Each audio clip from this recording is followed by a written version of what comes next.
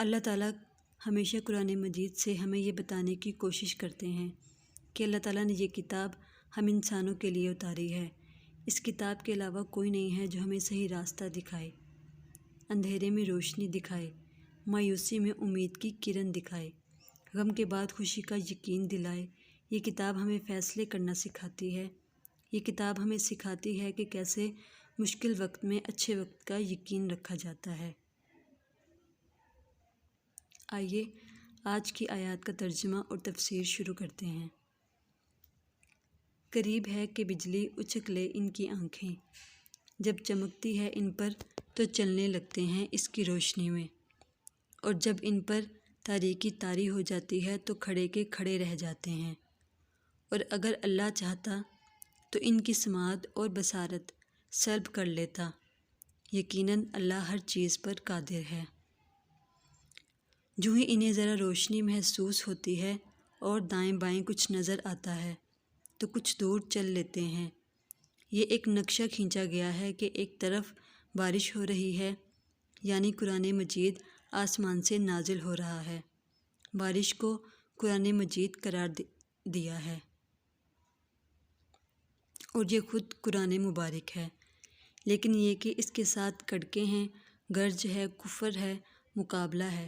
کفر کی طرف سے دھمکیاں ہیں، اندیشے اور خطرات ہیں، امتحانات اور آزمائشیں ہیں۔ چنانچہ منافقین کا معاملہ یہ ہے کہ ذرا کہیں حالات کچھ بہتر ہوئے تو مسلمانوں کے شانہ بشانہ تھوڑا سا چل لیے کہ ہم بھی مسلمان ہیں۔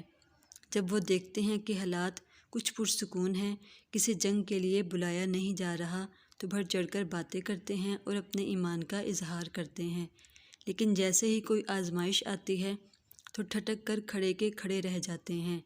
لیکن اللہ کا قانون یہی ہے کہ وہ فوری گرفت نہیں کرتا۔ اس نے انسان کو ارادے اور عمل کی آزادی دے رکھی ہے۔ تم اگر مومن صادق بن کر رہنا چاہتے ہو تو اللہ تعالیٰ اس روش کو تمہارے لیے آسان کر دے گا۔ اگر تم نے اپنے تعصب یا تکبر کی وجہ سے کفر کا راستہ اختیار کیا تو اللہ اسی کو تمہارے لیے کھول دے گا، اور اگر تم بیچ میں لٹکنا چاہتے ہو تو لٹکتے رہو۔ اللہ تعالیٰ نہ کسی کو جبراً لائے گا اور نہ ہی کسی کو جبراً باطل کی راہ پر لے کے جائے گا، اس لیے کہ اگر جبر کا معاملہ ہوتا تو پھر امتحان کیسا؟ پھر تو سزا اور جزا کا تصور غیر منطقی اور غیر معقول ٹھہرتا۔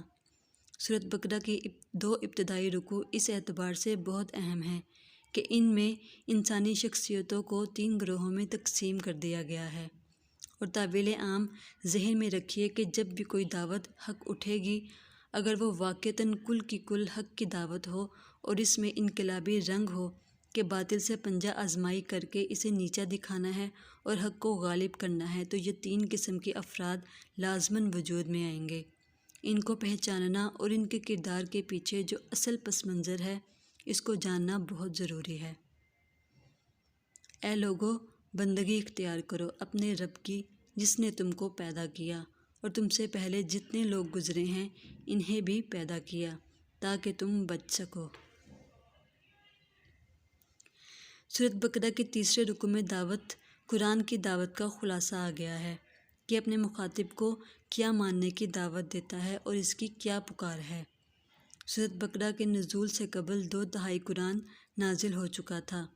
ترتیب مصحف کے اعتبار سے وہ قرآن بعد میں آئے گا، لیکن ترتیب نزولی کے اعتبار سے وہ پس منظر میں موجود ہے۔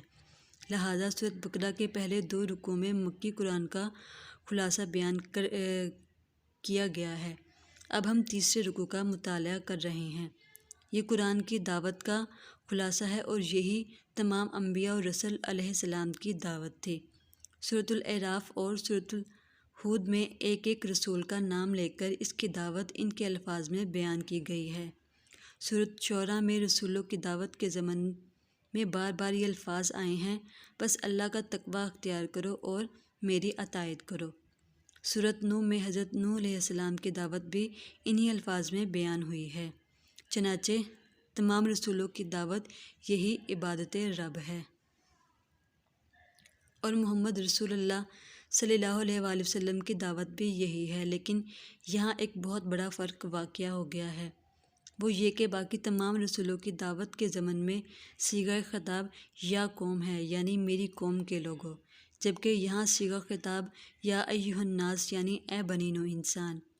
معلوم ہوا کہ رسول اللہ سے پہلے تمام رسول علیہ السلام صرف اپنی اپنی قوموں کی طرف آئے، جبکہ پیغمبر آخر الزمان حضرت محمد صلی اللہ علیہ وآلہ وسلم اللہ تعالیٰ کے آخری اور کامل رسول ہیں، جن کی دعوت آفاقی ہے۔ عام طور پر جو لوگ غلط راستہ اختیار کر لیتے ہیں، اس پر اس دلیل سے جمے رہتے ہیں کہ ہمارے آباء و اجداد کا یہی راستہ تھا۔ اس آیت میں اس دلیل کا رد بھی موجود ہے کہ جیسے تم مخلوق ہو ویسے ہی تمہارے آباء و اجداد بھی مخلوق تھے۔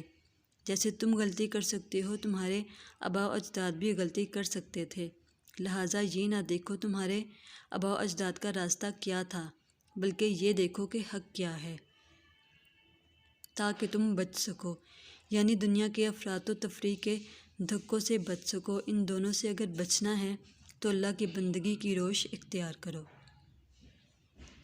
جس نے تمہارے لیے زمین کو فرش بنایا اور آسمان کو چھت بنا دیا اور آسمان سے پانی برسایا، پھر اس پانی کے ذریعے سے زمین سے ہر طرح کی پیداوار نکال کر تمہارے لیے رزق بہم پہنچایا، تو ہرگز اللہ کے مد مقابل نہ ٹھہراؤ جانتے بوجھتے۔ اس آیت کا ایک مطلب یہ بھی ہے کہ جب تم مانتے ہو کہ اس کائنات کا خالق اللہ تعالیٰ کے سوا کوئی نہیں، تو پھر اس کے ساتھ شریک کیوں ٹھہراتے ہو؟ اہل عرب یہ بات مانتے تھے کہ کائنات خالق صرف و صرف اللہ تعالیٰ ہے، البتہ جو ان کے دیوی دیوتا تھے انہیں وہ سمجھتے تھے کہ وہ اللہ کے اوتار ہیں یا اللہ کے ہاں پسندیدہ ہیں، اس کے محبوب ہیں، اس کے اولیاء ہیں، لہٰذا یہ شفاعت کریں گے تو ہمارا بیڑا پار ہو جائے گا۔ ان سے کہا جا رہا ہے کہ جب تم مانتے ہو کہ کائنات کا خالق ایک اللہ ہے، وہی اس کا مدبر ہے، تو اب کسی اور کو اس کا مد مقابل نہ بناؤ۔ خطبہ جمعہ میں آپ نے یہ الفاظ سنے ہوں گے کہ حضرت عبداللہ بن مسعود بیان کرتے ہیں کہ میں نے رسول اللہ صلی اللہ علیہ وآلہ وسلم سے دریافت کیا کہ اللہ کے نزدیک سب سے بڑا گناہ کون سا ہے؟ رسول اللہ صلی اللہ علیہ وآلہ وسلم نے فرمایا، یہ کہ تو کوئی اس کا مد مقابل ٹھہرائے، حالانکہ اس نے تجھے پیدا کیا۔ اللہ سبحانہ تعالیٰ کا کسی بھی درجے میں کوئی شریک یا مد مقابل نہیں۔ اس زمن میں رسول اللہ صلی اللہ علیہ وآلہ وسلم اپنی امت کو اس درجے توحید کی باریکیوں تک پہنچا کر گئے ہیں کہ تصورات کی بالکل جڑ کٹ جاتی ہے۔ اس کائنات میں مشیت صرف ایک ہی ہستی کی چلتی ہے، کسی اور کی مشیت اس کی مشیت کے تابع پوری ہو جائے تو ہو جائے، لیکن مشیت مطلقہ اسی کی ہے۔ یہاں تک کہ قرآن کریم میں رسول اللہ صلی اللہ علیہ وآلہ وسلم سے فرمایا گیا، اے نبی صلی اللہ علیہ وآلہ وسلم، یقیناً آپ جسے چاہیں اسے ہدایت نہیں دے سکتے، بلکہ اللہ جسے چاہتا ہے ہدایت دیتا ہے۔